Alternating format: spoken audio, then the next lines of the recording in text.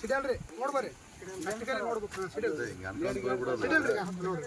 ಎಲ್ಲ ಒಂದೇ ಲೆವೆಲ್ ಆಗ್ಬೇಕದು, ಒಂದೇ ಲೆವೆಲ್ ಕಾಣ್ಬೇಕದು. ಇದನ್ನ ಆದಷ್ಟು ಹೆಂಗ್ ಮಾಡ್ಬೇಕು, ಈ ಕಡೆ ಒಂದು ರೋ ಇರ್ತಲ್ಲ, ಈ ಕಡೆ ಗಿಡ ಇದು ಒಂದು ಹಿಂಗೆ ಒಳ್ಕಂತ ಹೋಗ್ಬಿಡೋದು.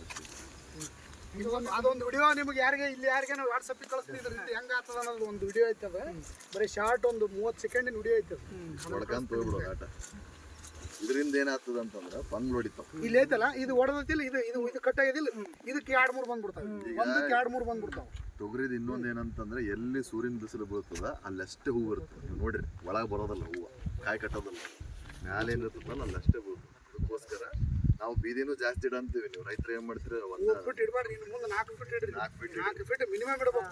ನೋಡಿದಷ್ಟು ನಿಮಗೆ ಹೂವು ಜಾಸ್ತಿ ಬರ್ತದೆ, ಇಳುವರಿ ಜಾಸ್ತಿ ಆಗ್ತದೆ. ಮಿನಿಮಮ್ ಇಲ್ಲ ಅಂತಂದ್ರೆ 100 kg ಬರೋದು 120 kg ಬರ್ತದೆ. ಈ 100 kg ಬರ್ತಿತ್ತಪ್ಪ ಅಂದ್ರೆ 120 kg ಅಷ್ಟು ಬಿಸಿಲಾಡ್ದಷ್ಟು ಚಂದ ಬರ್ತದೆ. ದೊಡ್ಡವ್ರಿಗೆ ಗೊತ್ತಿದ್ದಾರೆ ನೀವು ಟ್ರ್ಯಾಕ್ಟರ್ಗೆ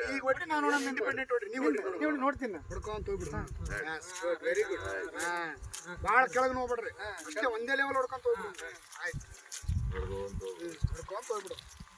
ಅಜ್ಜದ ಫೋಟೋ ತಗೋ, ಅಜ್ಜದೇ ಫೋಟೋ ತಗೋ.